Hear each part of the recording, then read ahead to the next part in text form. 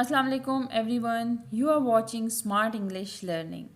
As I told you before, we will have a challenge to learn English for the first 3 days and then I will take it for 30 days. I hope you must have learned at least few words. So let's move on to the next day. We have learned different types of weather in previous video. Now cold has started and you know weather is one of the most common small talk topics in English. People often talk about weather when they do not know what else to talk about.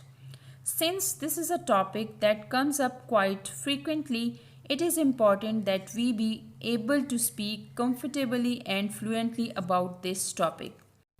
In this lesson, we will go over some useful sentences and questions to use when talking about the weather.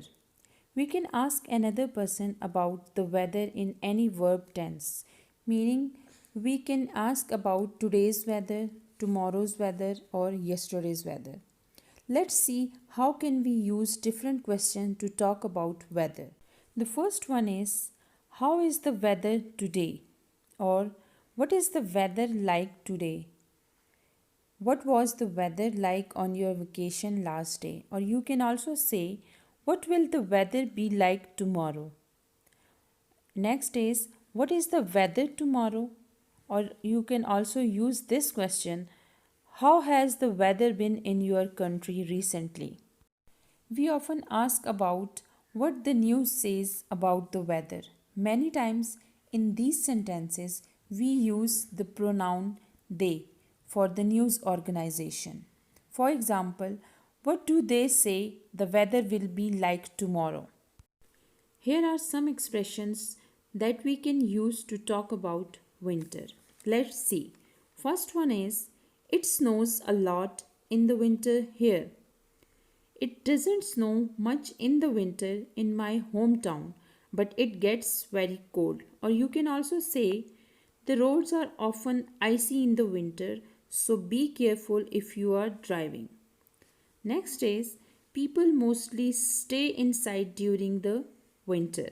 Or you can also say, the winter is not bad in my country. The last one is, it is not cold in the winter in my country. Here are some other ways to say cold. It is freezing. I am freezing. I am freezing to death. It is chilly outside. Or you can also say, my hands are frozen. My nose is frozen. I hope this lesson can help you become a natural English speaker. There are certain situations when the language that you learn in this English lesson can be very useful. Try to use one of these phrases or expression in the next time you speak English. Thank you.